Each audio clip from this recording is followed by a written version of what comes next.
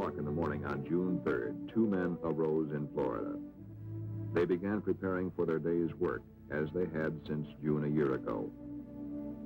Jim McDivitt, command pilot of Gemini IV. Ed White, pilot in the right seat. For the next few hours, they would systematically progress toward launch. The steps were now a normal routine. They had done them again and again. They had practiced flying Gemini IV in a simulator. They had practiced emergency aborts. They had their temperature and blood pressure taken. One day in St. Louis, as part of the 1,001 things the crew did, McDivitt disassembled the locking mechanism of the spacecraft hatch. Later today, that would become important. But it was now June 3rd. A year had ended for these men. A year devoted to a single goal, flying a 4-day mission in Gemini IV.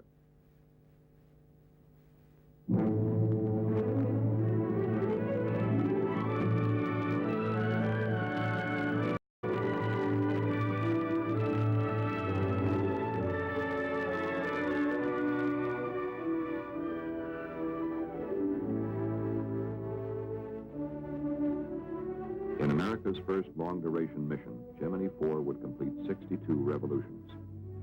The flight plan called for the spacecraft to be inserted into orbit at 32.5 degrees north latitude at 185 statute miles in altitude over Bermuda. People were already adding a new word to their vocabularies, EVA. It stood for extravehicular activity. Some were uncertain whether you said EVA or EVA, but regardless of the pronunciation, it would become an abbreviation of our time. The flight plan called for EVA to begin on the second orbit. Somewhere over Hawaii, the pilot was to open the hatch of a depressurized cabin and stand up. Over the west coast of the United States, he would leave the spacecraft and expose himself to space. For 12 minutes, he would perform maneuvers over the United States. He would return to Gemini IV and continue the mission as the spacecraft neared the night side of the Earth over the Atlantic. This was the flight plan. A special EVA suit and life support pack had been designed and tested by NASA engineers in the Crew Systems Division. The EVA helmet has 3 visors. The inner visor is the normal suit visor, which seals in suit pressure. Over it are 2 special visors. They are detachable and need not be worn throughout the entire mission.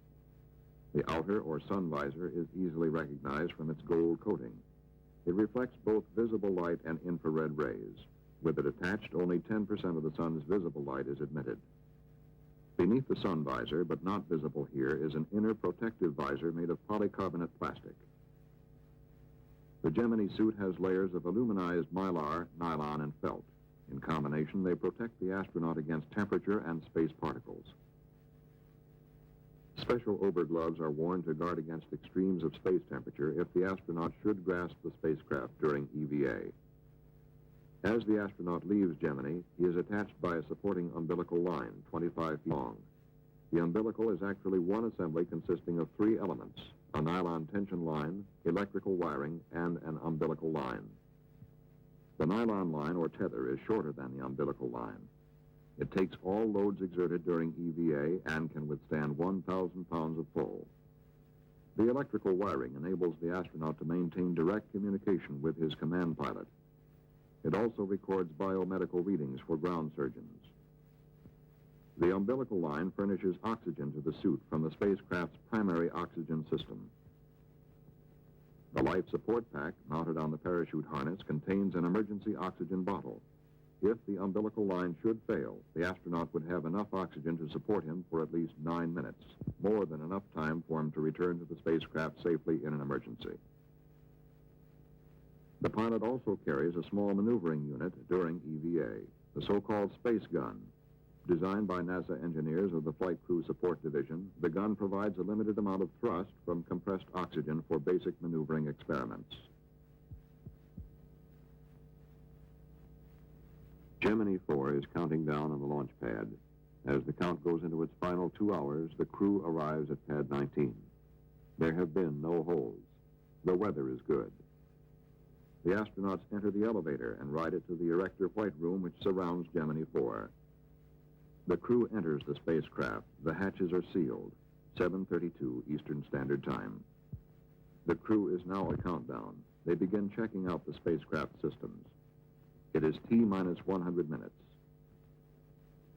The launch vehicle and spacecraft continue the clean count, interrupted only by a balky erector which didn't want to lower properly. That cost us some time, but presented no serious problem. At T-minus 30 minutes, the pad was cleared. Now there is just a spacecraft, launch vehicle, and 2 men on top of it. All systems are good at this time. The launch control at the Cape. T-minus 10 minutes and counting. 6 minutes before launch. The spacecraft test conductor signed off to the spacecraft with these final words. Okay, Jim, have a good flight. 5, 4, 3, 2, 1, 0. Ignition. Lift. At 10:16 Eastern Standard Time, Gemini 4 was on its way. We have a roll program initiated. I know. Flight to clocks have started. And in sync. Right. Roll program completed. McDivitt report. And the pitch program has been initiated. Right. I know. Mark 50 seconds and we're go. Guidance reports to go. The flight trajectory looks very, very close to right on the nominal value. Looks good. Flight data pretty noisy, but we're okay. Flight Fido, good on Mach 3, a little high. And Jim McDivitt reports Gemini 4 is go for staging, which will occur in a very few seconds. Just go. We have staging, and it's been confirmed here on the ground. Thrust looks good. Gemini 4 entered orbit with an insertion velocity of 25,745 feet per second, within 11 feet per second of planned velocity. The apogee of the first orbit was 177.6 statute miles. The perigee, 100.8 statute miles. Command pilot McDivitt started to work at once, attempting to fly an airplane formation with the second stage of the launch vehicle.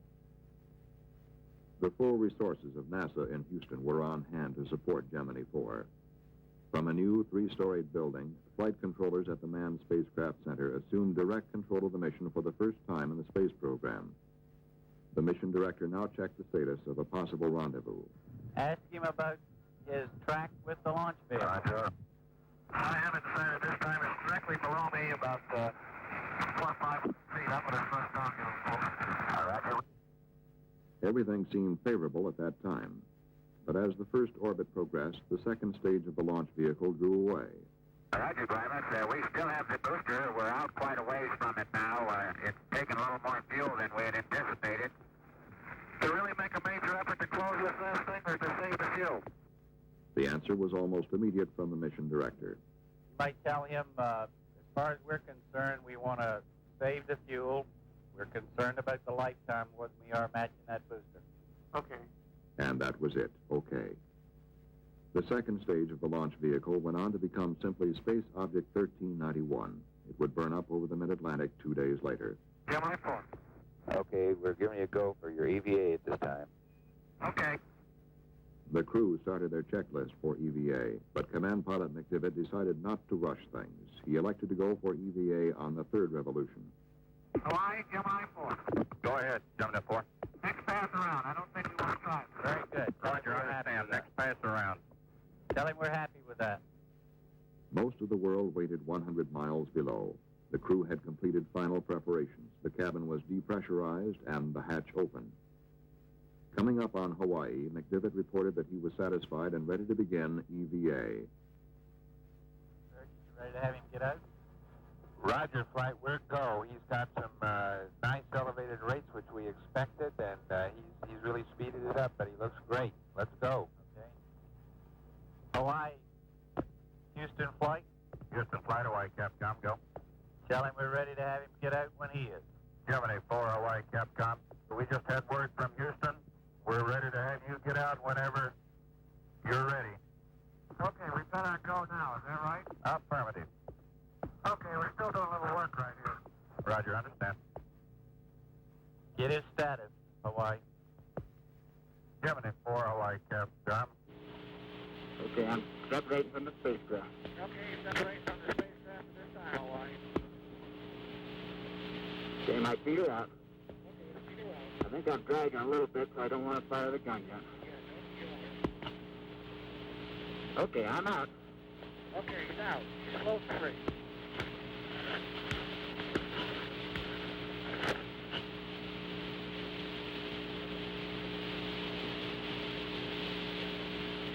Okay, I put a little roll in, took it right out.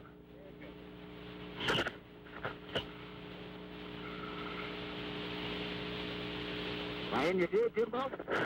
Well, you know, I can't see it on the screen. Don't sweat, I'll come over to you.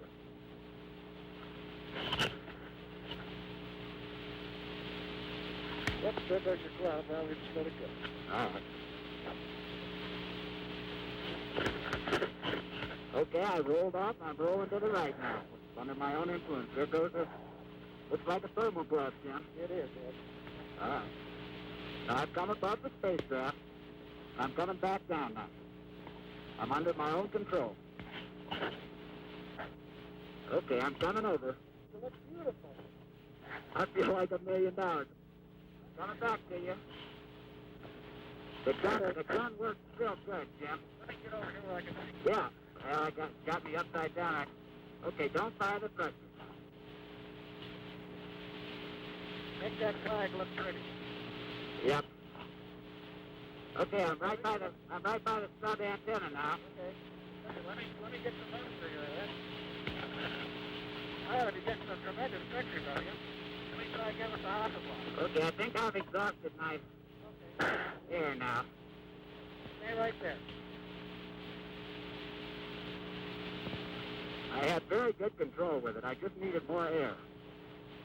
Okay, stand by. Let me take a couple pictures for you, buddy. All right.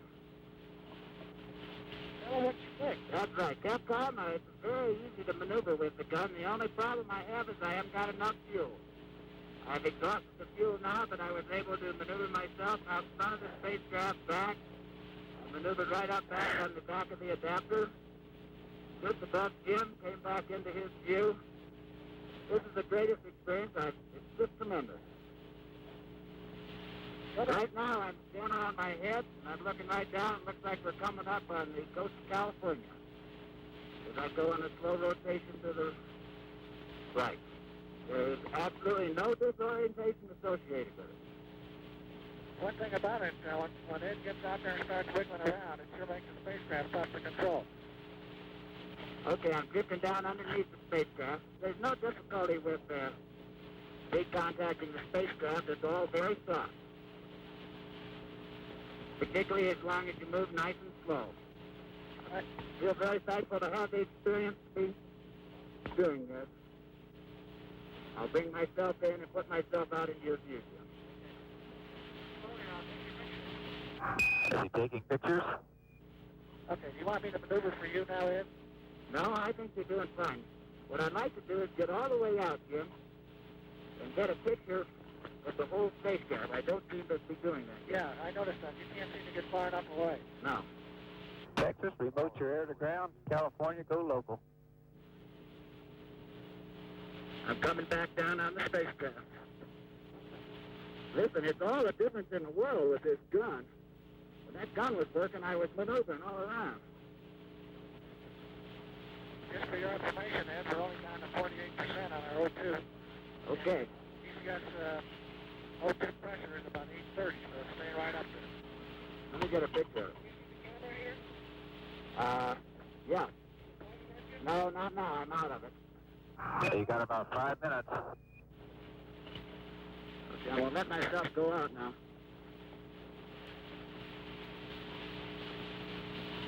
Gemini IV, Houston. You know, Ed, the thing about the reference you were talking about looks like it's your right. See, you don't even need one. Gemini IV, Houston, Capcom. Guys, this is Jim. Got any message for us? The flight director says get back in. Okay. One. Where are we over now, Jim? I don't know. We're coming over to the west there, and they want you to come back in now. Back in? Back in. Roger, we've been trying to talk to you for a while here. Coming in. You got about 4 minutes till Bermuda LOS. History will record that Command Pilot McDivitt opened the hatch at 2:42 Eastern Standard Time. And a little after 3 o'clock along the eastern seaboard, Pilot White had opened up a new frontier for Americans to explore. In 21½ minutes, EVA was completed. Inside the spacecraft, the crew was faced with a problem. The hatch would not close. That day in St. Louis, when McDivitt took apart the locking mechanism, now paid off. The hatch finally closed. The cabin was repressurized, and the mission settled back into its 4-day cycle. The crew was busy stowing the extra equipment. What do you think, Gun? So he's busy and he'd rather not talk to us. Right. America settled back into its daily routine. TV and radio returned to their regular programs. News reporters and editors concentrated on other stories. Like their earthbound counterparts, the crew settled down to working, eating, sleeping. But most of us have not flown in orbit. It might seem that 2 men in space for 4 days have considerable time hanging over them. What is it like? Your basic job is that of a space test pilot. And like all test pilots, you must follow a careful routine. Each spacecraft system must be checked out on a planned schedule. You verify your readings with ground control. It goes like this. Roger, give me your status. Can you give me your battery readouts, please? Roger, stand by, they're coming. Gemini 4, you can turn your radiator, correction, your secondary pump A off. You've operated it normally. Your radiator looks good. Roger, evaporator normal and secondary pump A off. Understand, it looks good. Okay. In the past, an astronaut stuck very close to the basic job of flying a mission, performing as many simple experiments as his flight plan permitted. But the 4 days of Gemini 4 gave Command Pilot McDivitt an opportunity to live in space and plan work on a scale impossible before. His flight plan included 11 onboard experiments. For convenience, they may be roughly divided into medical, measurement, and photographic categories. There were 3 medical experiments: in-flight exercise, in-flight phonocardiogram, and bone demineralization. The 5 measurement experiments included measurement of radiation, spacecraft exterior, radiation, spacecraft interior, measurement of the electrostatic charge accumulated on the spacecraft exterior, measurement of the direction and amplitude of the Earth's magnetic field, sextant-type measurements for navigation study. And finally, there were 3 photographic experiments: synoptic weather photography, synoptic terrain photography, Earth limb photography. All 11 experiments are important in increasing our knowledge of how man will live and work in space, but the photographic experiments are visually more interesting to us. As Gemini 4 swept over Africa, it looked down on the ancient Nile Delta from approximately 120 miles in space. In a single photograph, it caught a view that includes portions of 7 countries in which some 25 million people live. Experts identify Alexandria dead center screen at the bottom of the frame. This is Port Said, entrance to the Suez. Tel Aviv and the Dead Sea, with their long historical associations, are left screen. And to the right, almost parallel, lie the Red Sea and the Gulf of Suez. The Earth's limb, or boundary layer of red and blue above the atmosphere, was the subject of another experiment. Reduced to a gray scale by filters, these photographs will be studied with a microdensitometer to determine the excess elevation of the blue limb above the red as an aid in space navigation. The experiments were conducted throughout the entire mission, and all were completed. On the second day, as Gemini 4 came within range of Hawaii, it set a new American space record. Everyone was pretty casual. Also would like to congratulate the new American space flight record. Congratulations. Roger, we got 5 more to go. People went to work and returned home. In many parts of the country, it was already summer. With the weekend coming up, the cars were heading for the beach. The mission of Gemini, to live and work in space for 4 days, went on. Food has been planned as a working man's ration. 4 meals a day, 2,600 calories. Laid out on a table, it looks a little different from a regular meal. Plastic packages with bite-sized meals or freeze-dried food to be reconstituted with water. But it was good, solid, everyday fare. Meat, salmon, chocolate pudding, chicken, potato soup. After the first day, the astronauts ate the prescribed 4 meals a day. They would come down with only a portion of the last meal left. But sleep in space required an initial adjustment by the crew. It was somewhat like sleeping out under field conditions. Each astronaut showed individual patterns of response to the new environment, and White seemed to sleep more restfully than McDivitt. During the final 2 days of the mission, Command Pilot McDivitt took a series of formal and informal motion picture shots with a 16-millimeter camera mounted at the pilot's window. The camera turns inward. For a brief moment, we are able to ride tourist class with Gemini IV, watching the crew at work. We catch a glimpse of a space sunrise, flaring in brilliant color over the Earth's horizon.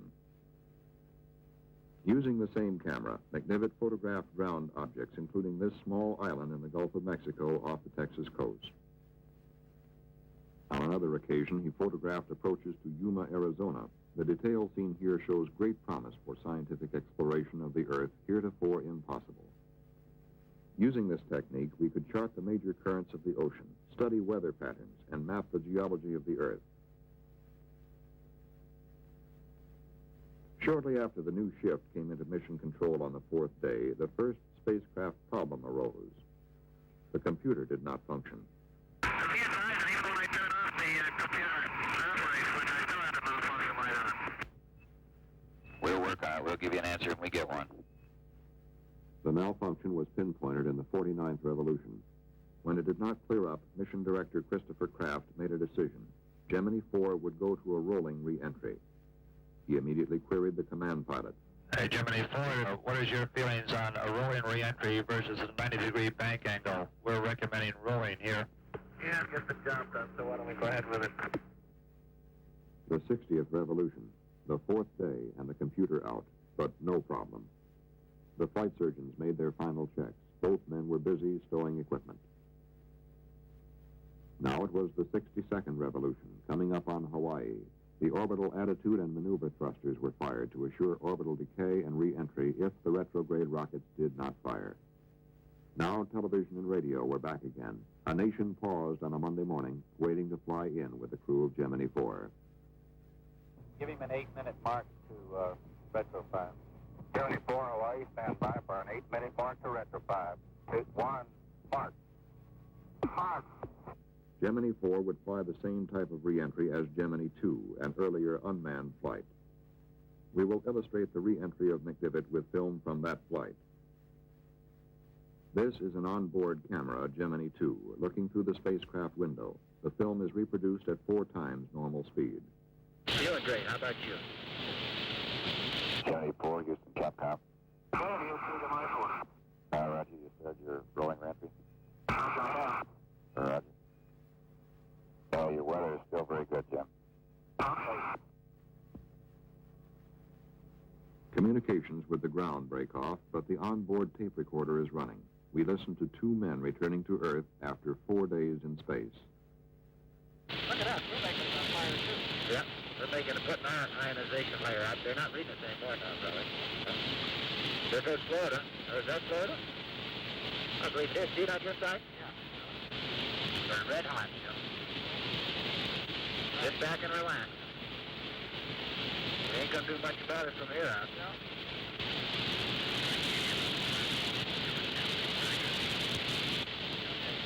Get ready for the Jeep, Ryan.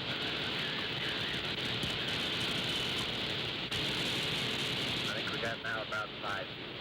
What would you say, Joe? It's only going up and right now. You know, it's kind of nice to have the Jeep back again. Yeah, it is. It's making me dizzy going around in circles. Look at the paint coming off my window. Roger, Christopher. We're just about ready to put the parachute out. Stand by. Okay, parachute's coming.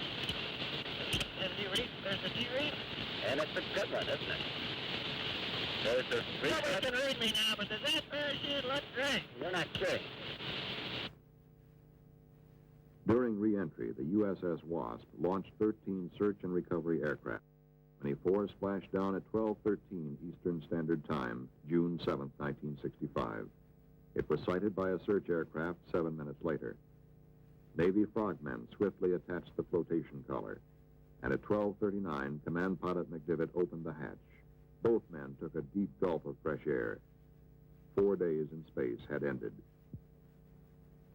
The command pilot requested a pickup by helicopter, and in a matter of minutes, the prime recovery helicopter had the crew safely on board. They were flown to the deck of the Wasp. Admiral William McCormick, commander of the Western Atlantic Recovery Forces, and his staff offered the first formal congratulations on the flight. The crew then walked to the carrier elevator, bound for their physical examination. A long series of physical examinations would follow in the days ahead. The condition of both astronauts was excellent. While the doctors were examining the crew, another group of men were scrutinizing other data just as closely. The engineers who designed the spacecraft and solved the problems took a hard look at what happened. They analyzed miles of coded tape which spell out each detail of the mission. The results were more than a demonstration of man's ability to go into space and return. Gemini IV was a major advance in manned spaceflight operations, the first time 2 men had spent 4 days in space. The crew, eating, working, sleeping in space, demonstrated that man can perform a number of functions in the exploration of space in a properly controlled environment and suffer no significant ill effect from extended spaceflight. Colonel White demonstrated that an extravehicular astronaut could travel in a precise manner from point to point. For the first time during an extravehicular activity, the spacecraft was flown with steady control by its command pilot. Colonel McDivitt also performed re-entry under manual control, further evidence that man can circumvent problems which arise by carrying out a primary operation in a straightforward manner. Gemini IV was an encouraging landmark in relation to the future objectives of both the Gemini and Apollo programs.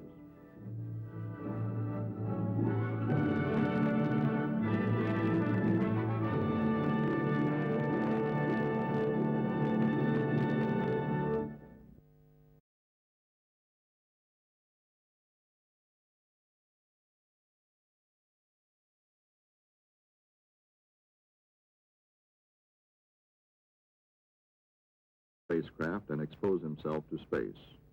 For 12 minutes, he would perform maneuvers over the United States. He would return to Gemini IV and continue the mission as the spacecraft neared the night side of the Earth over the Atlantic. This was the flight plan. A special EVA suit and life support pack had been designed and tested by NASA engineers in the Crew Systems Division. The EVA helmet has 3 visors. The inner visor is the normal suit visor which seals in suit pressure. Over it, Art would systematically progress toward launch. The steps were now a normal routine. They had done them again and again. They had practiced flying Gemini IV in a simulator. They had practiced emergency aborts. They had their temperature and blood pressure taken. One day in St. Louis, as part of the 1,001 things the crew did, McDivitt disassembled the locking mechanism of the spacecraft hatch. Later today, that would become important. But it was now June 3rd. A year had ended for these men. A year to latitude at 185 statute miles in altitude over Bermuda. People were already adding a new word to their vocabularies, EVA. It stood for extravehicular activity. Some were uncertain whether you said EVA or EVA, but regardless of the pronunciation, it would become an abbreviation of our time. The flight plan called for EVA to begin on the second orbit. Somewhere over Hawaii, the pilot was to open the hatch of a depressurized cabin and stand up. Over the west coast of the United States, he would leave the devoted to a single goal, flying a 4-day mission in Gemini IV.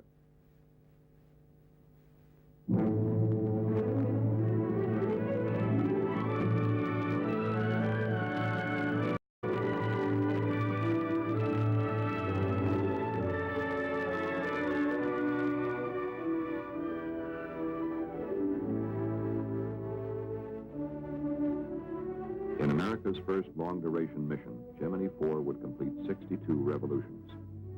The flight plan called for the spacecraft to be inserted into orbit at 32.5 degrees northwest.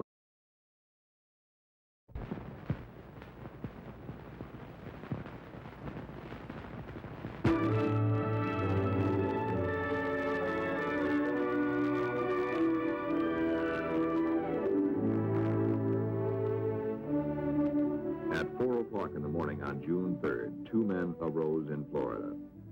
They began preparing for their day's work, as they had since June a year ago.